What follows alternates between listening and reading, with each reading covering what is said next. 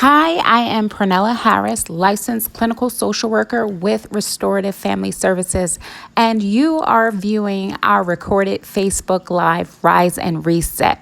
If you'd like to participate in this Facebook Live, you can join us every Tuesday at 7:30 a.m. Eastern Standard Time from our Facebook page, Restorative FS. Thanks for tuning in. Join me today. We are going to be talking about a very dear to my heart subject, self care. So come on into the room. I can't wait to get started. Say hello once you're in. Hello, hello. You just want to be good morning, Jenny. Good morning, Michael. Good morning, Lizzie. Lizzie, congratulations. You are the first one on. You receive our $10 CVS gift card that will be shipped to you. But good morning, everyone. I can't wait to get started. Talk about self care. Today we are talking about self care. Good morning, Laretha. So, good morning, Famar. Thank you all so much. Don't think that I do not appreciate the fact that you guys are getting up 7:30 in the morning to spend your day with me. So thank you so much. I appreciate you guys so much.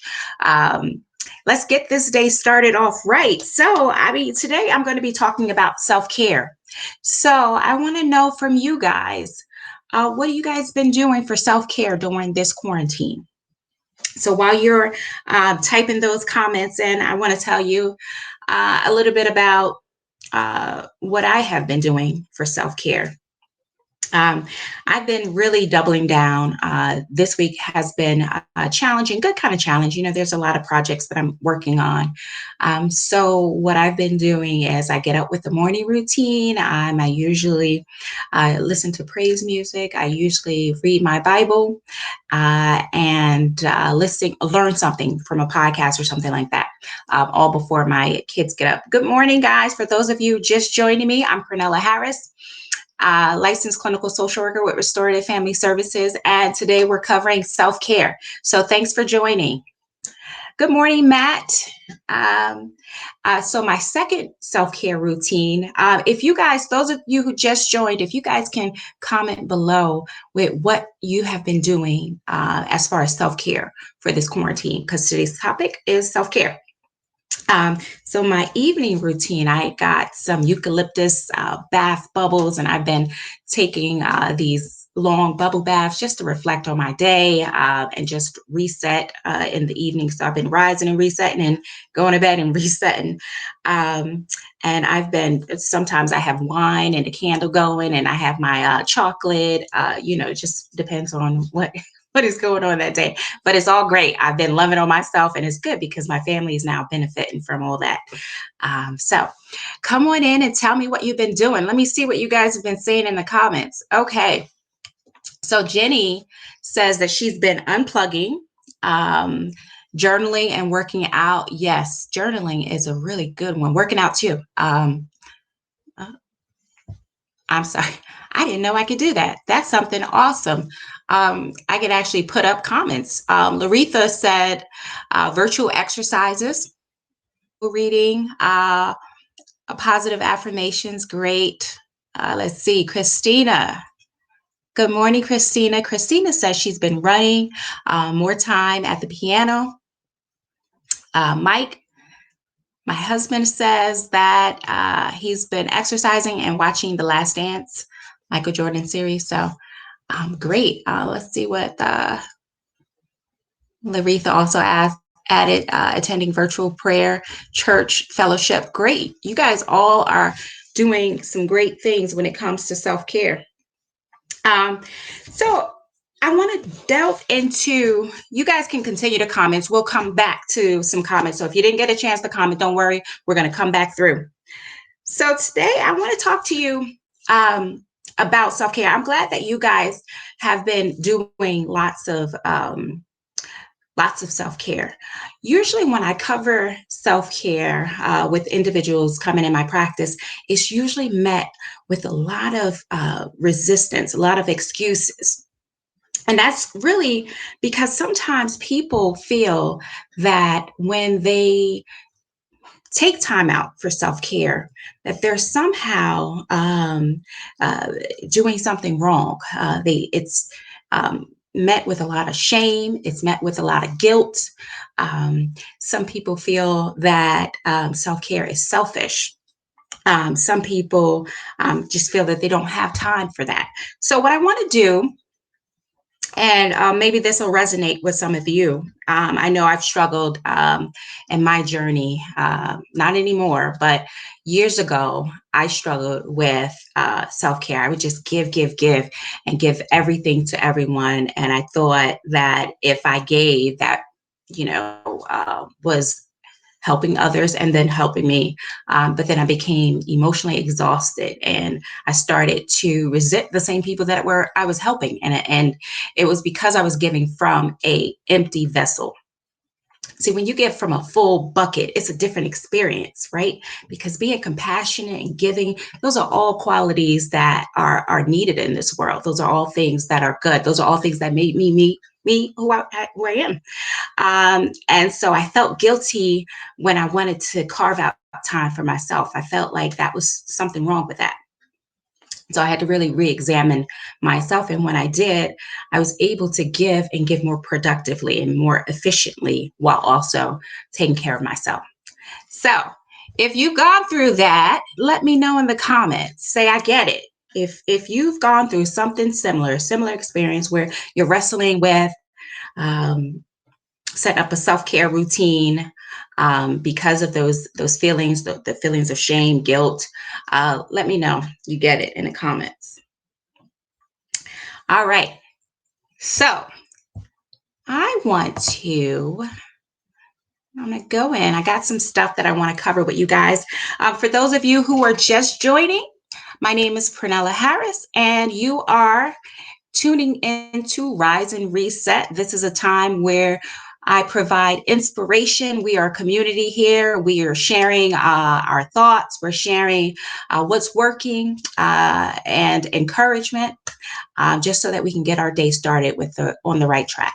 Okay, so I want to go over some common self-care myths that really make it difficult for us to engage in a self-care routine. These are things that may be leading to that feeling of shame, those feelings of guilt, that discomfort when it's time to care for ourselves.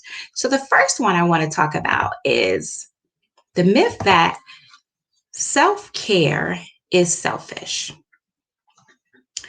So I've heard this sometimes when I'm meeting with individuals, that self care is selfish, when in fact, self care is self preserving.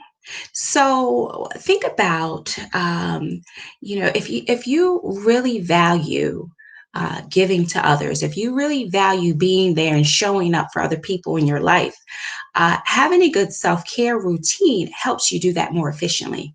Because when we give, like I said before, when we give from an empty vessel, it's met with resentment, it's met with bitterness, it's met with, oh well, they didn't do that for me, or how come I keep doing this and nobody's giving to me. But if you are giving to you, then it doesn't matter, because you have so much, it's overflowing. It doesn't matter if you're getting that reciprocated or not. Of course, you want to be wise about who you give to. So if you're noticing that when you're giving, it's not being reciprocated chronically, then you might need to back away from some of those relationships, because you also want to feed what's feeding you.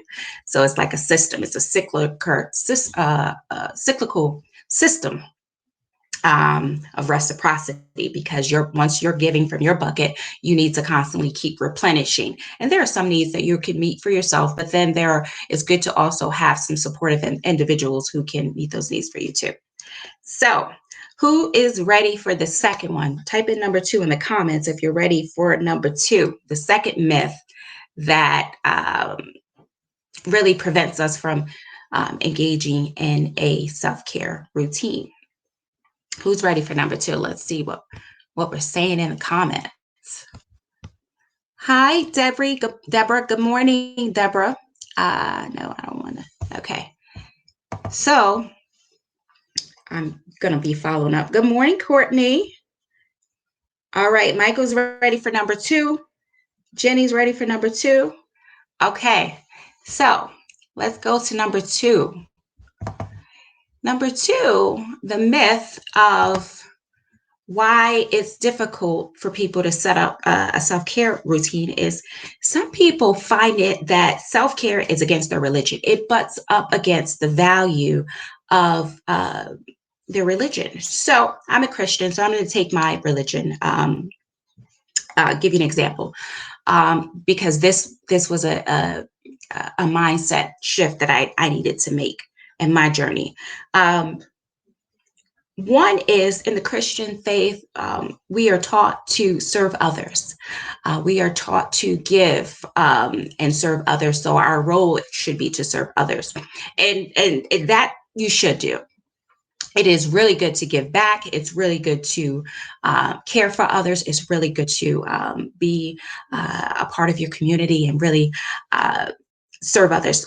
However, you should also serve yourself so that you can effectively serve others. Because I talked about if your bucket is empty, you are not giving the best parts of yourself to anyone. You're going to just be doing it on autopilot. You're not doing it from the right place of peace. You're not doing it because you actually want to help others, but you're doing it more out of a sense of obligation. Then you become angry, bitter, moody. And so you're grumbling while helping others, or you talk about people as soon as you help them. Well, I did this, because you're looking to fill your bucket. So you're looking for that acknowledgement. You're looking for those needs to be met.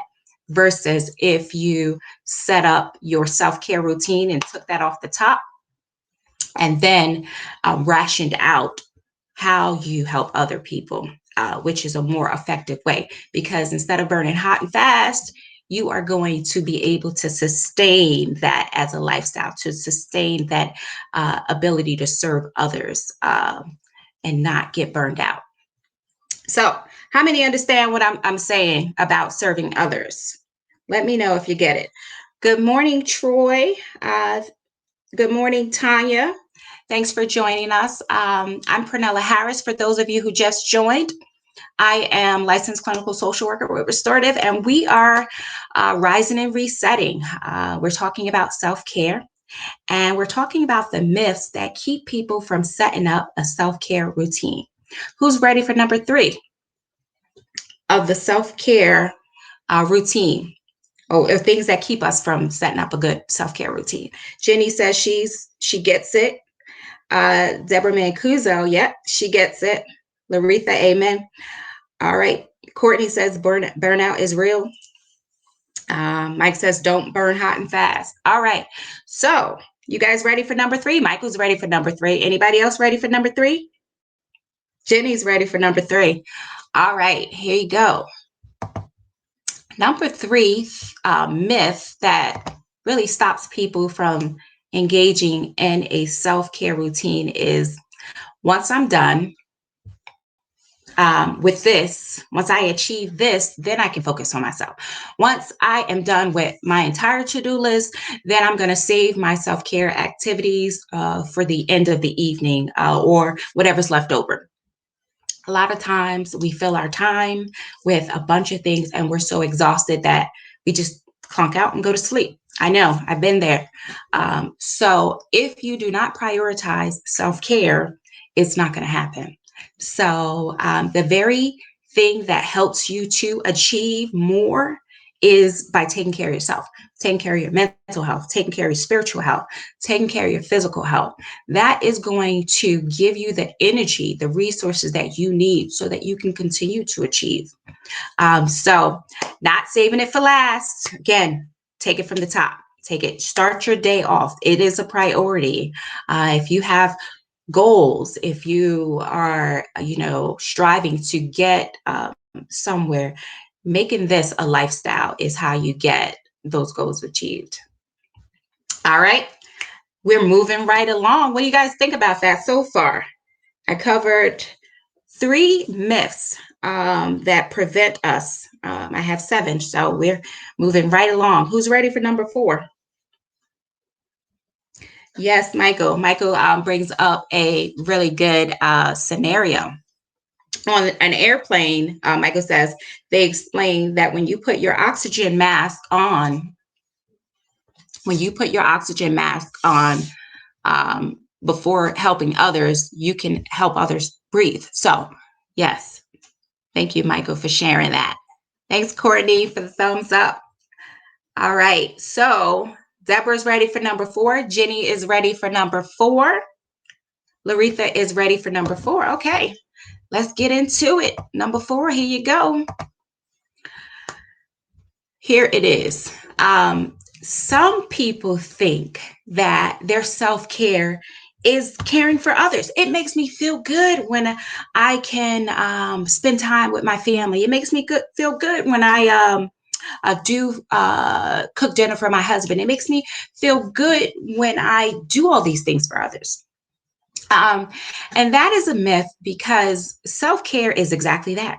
It is really separating yourself from your children, separating yourself from, your husband, not really meeting anyone else's need, but putting yourself on the need resource list and allocating resources to yourself. There are some needs that only you can meet and only you should be expected to meet. Your children can bring you joy, your husband can bring you joy, but there are some things that you have to do, some heavy lifting that you have to do for yourself. So you have to be able to meet your spiritual needs, your physical needs, and your mental needs alone. And not expect other people to fill those needs for you. So making sure that balance, making sure that you have those healthy emotional boundaries so that you can do what you need to do for yourself and not expect someone else to provide those needs for you. All right. So making sure that you set up a self-care routine that does not involve giving to someone else. Actually, we're trying to replenish what has already been taken out. So think of a bucket, right? When you're dipping from the bucket, you're dipping from the bucket. If you're not putting anything back into that bucket, it's going to be empty. And then when you do need to give from that bucket, when you do need to be empathetic to a friend, your husband, your children, it's depleted. And then you're sat there left looking like, well, how come nobody ever does anything for me? I give all these people around here everything and nobody cares about me. It's because we haven't operated in a sense where we're expecting our buckets to be filled. We're not even filling our buckets. So people have learned that's how they should treat us, because we don't require much. So we say, no, I got it. No, don't worry about it. And we're giving and giving and giving and never replenishing. So making sure that you set up time to replenish your own bucket. All right. So let's see. Courtney says, whoa, hitting on, I just went past that. Hitting it on the nail again. This is a huge one. Okay. Thanks, Courtney. Thamar says hard but doable. It is, and this is why I'm covering this topic, because we can talk about self-care. Oh yeah, self-care is good. Everybody thinks self-care is like bubble baths and spas. I mean, that's good too, but we really have to get underneath what prevents us from being able to establish a healthy routine. And it's usually some barrier in our thinking, some thoughts or some shamed cognition that we've grown up with, that we've gotten through somewhere, that prevents us from really being effective here. Sandy says, great advice. Thamar says, yes, we can't rely on others to meet our self-care needs. Absolutely. So who's ready for the next self-care myth? Number 5. Who's ready for number 5? Let me see 5 in the comments. Jenny says, this reminds me of when Michelle Obama said that about Barack and becoming. She said Barack made time for self-care, going to the gym, and she wanted to do the same. Absolutely. Sometimes we wait for permission to get self-care. We're doing all these things and we're waiting for someone to say, you know what, you've worked really hard, take the day off. Or, you know what, I see everything you're doing, I'm gonna go ahead and jump in. And so we're waiting for this permission, but sometimes that never happens. So we have to really structure our day, structure our time so that we make that a priority. Okay. All right, so let's see it. Candy is ready for number 5. Good morning, Stephanie. Stephanie's joining us. She's ready for number 5. Uh, Lizzie says good information. Thank you, Lizzie. Thamar is ready for number 5. Let's do it. Okay, so number 5. Where is number 5? Okay, here we go. Okay, so number 5 is I must choose between myself and others. And this one is a difficult one because, if you're a very kind person, compassionate, that is difficult because that again goes to the other myth that it's selfish. It's either one or the other. It's a choice. Well, it doesn't have to be. It doesn't have to be. Self care, if done the right way, will allow you the opportunity to give to more people because you have the energy, you have the resources, and you have so much more to give when you are filling your bucket. So, trying not to fall into that thought trap that it's vice versa. It's either me or my children. It's either me or my husband. Like, it does not have to be a competition. It can be what you do so that you can continue to give to other people. Um, so once you make that small adjustment mentally, it makes self-care a little more easier. It makes it, and it doesn't have to take a lot of time. You can get your needs met, you find out a time that works for you, and then still plan out or map out how you're going to show up for others. Because I think showing up for others is important. So, all right, who is ready for number? That was 5. Who's ready for number 6? Who's ready for number 6? Let me see. Okay.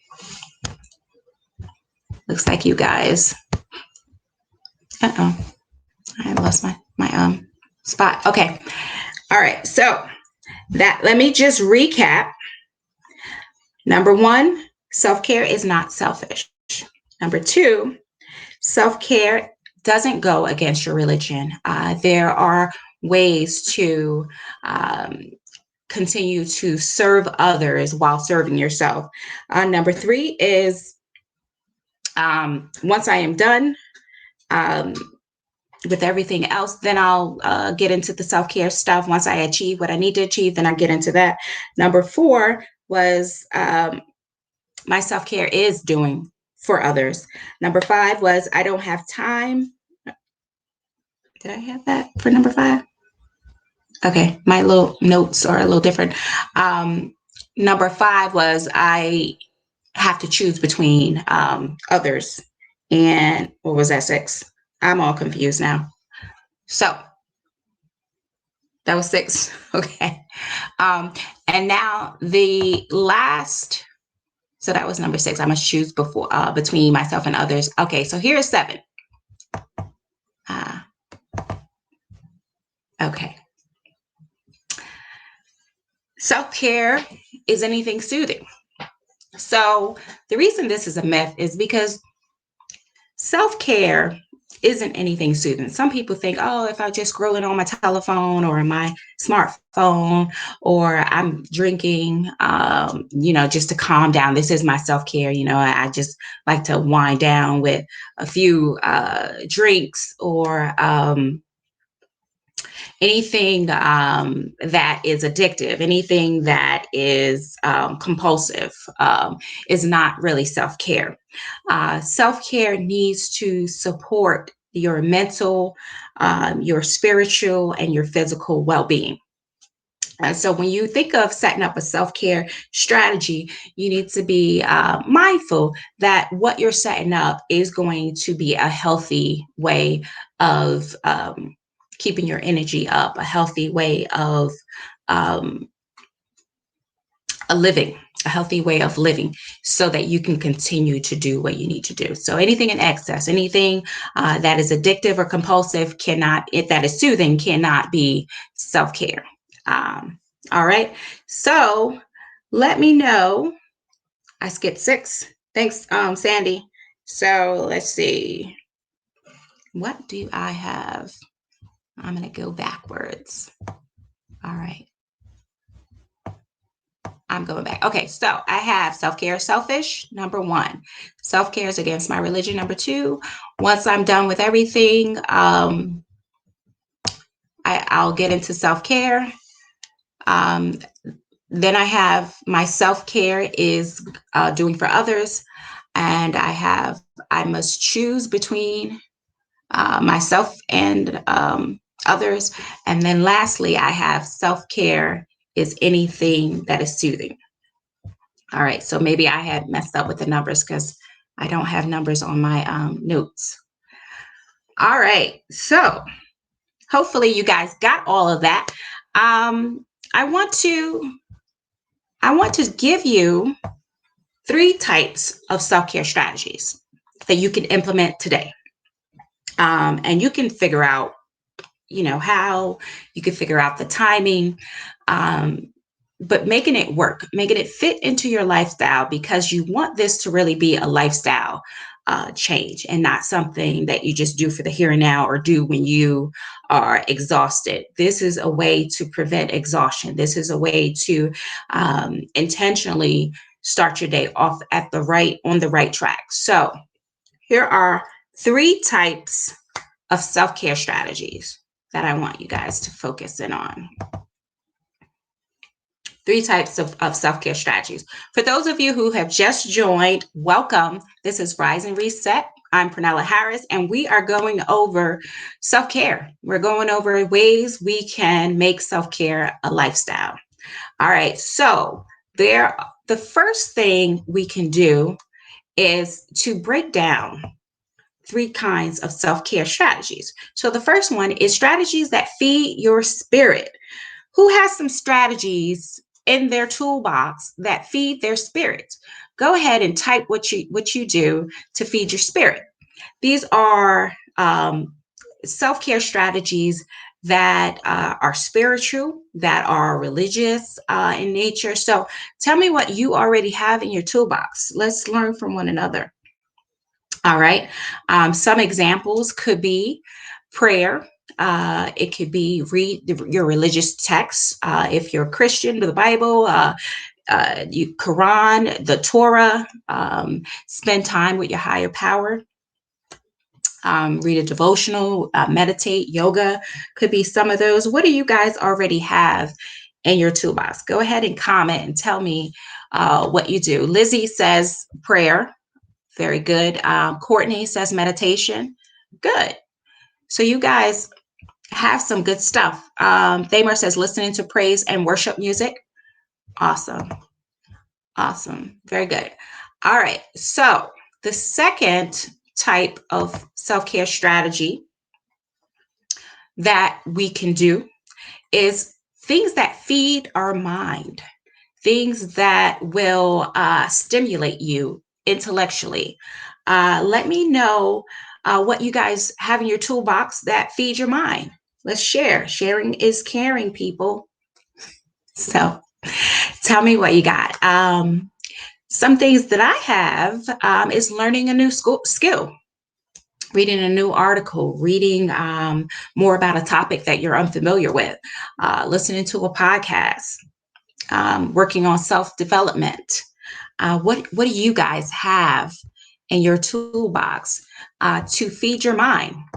What are some things that might feed your mind? All right. Michael says podcast. Great. That's an excellent way. Podcasts. There's so many different podcasts too. There's self-care podcasts. There's podcasts on like every sector of your life. There's podcasts on just interesting topics, politics, religion. So Jenny says puzzles. That's a good one. Uh, Thamar, oh wow, it's going really fast. Thamar says reading, chatting with like-minded friends, trying new recipes. Great. Tina says reading and podcasts. Laretha says listening to you. Oh, thank you, Laretha. That is a way to stimulate your mind. I appreciate that. Thank you so much. Stephanie says reading when she gets a chance. But after listening to this, I have to go to another. I will make more time. Okay, great. Good. I'm glad because this is so necessary. Good morning, Bashir. Thanks for joining. Good morning, Ibani. Ibani says creating products that help others with self-care. That's awesome. Ibani has a soapery that I just discovered and it's amazing. So um, I love that. Thanks, Ibani. Sandy says paint and sip. Yes.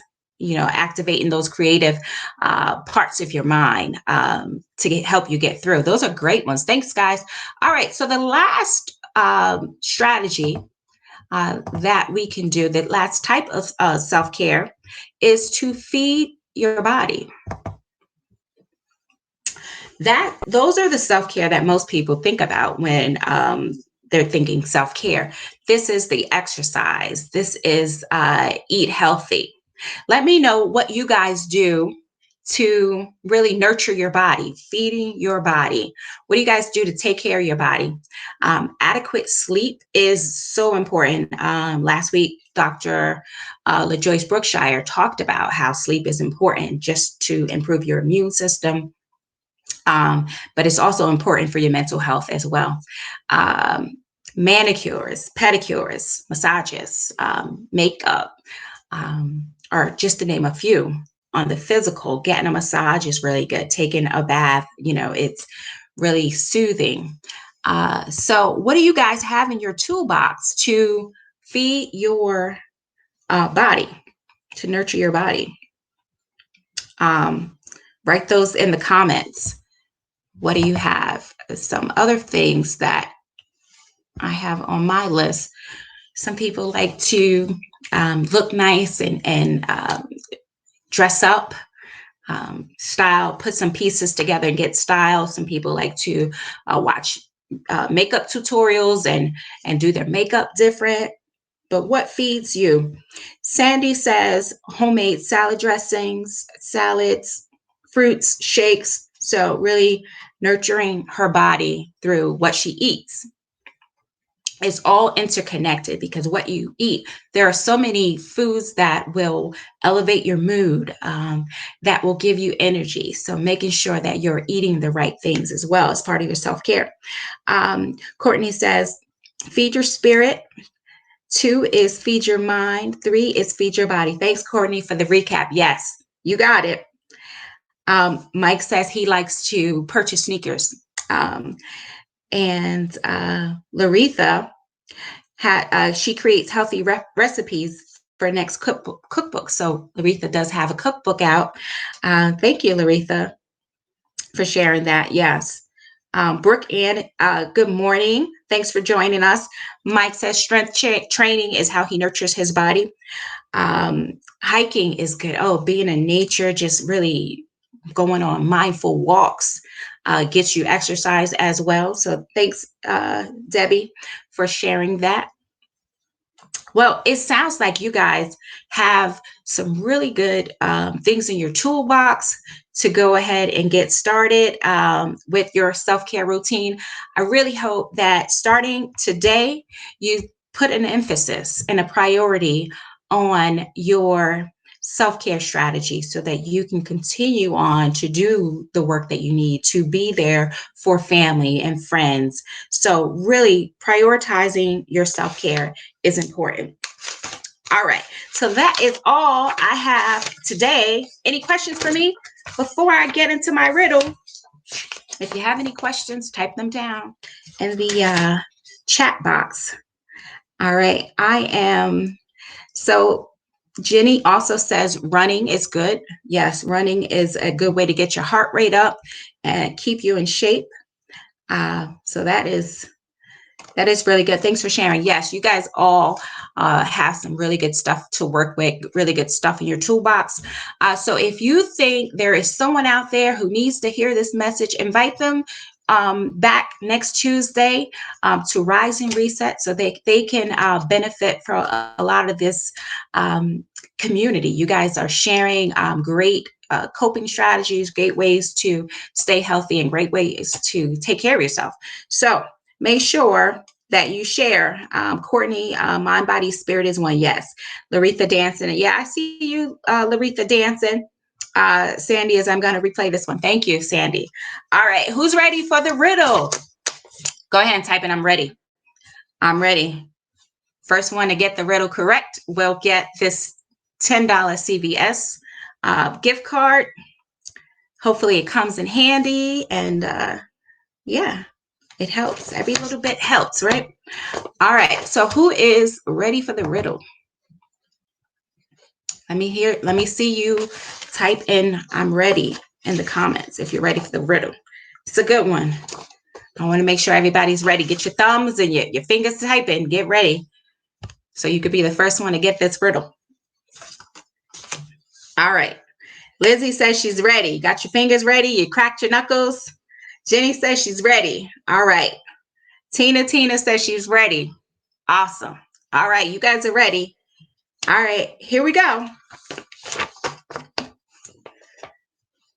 Michael has a question okay, we're all ready. Michael has a question where he can find information about my practice. Thanks, Mike.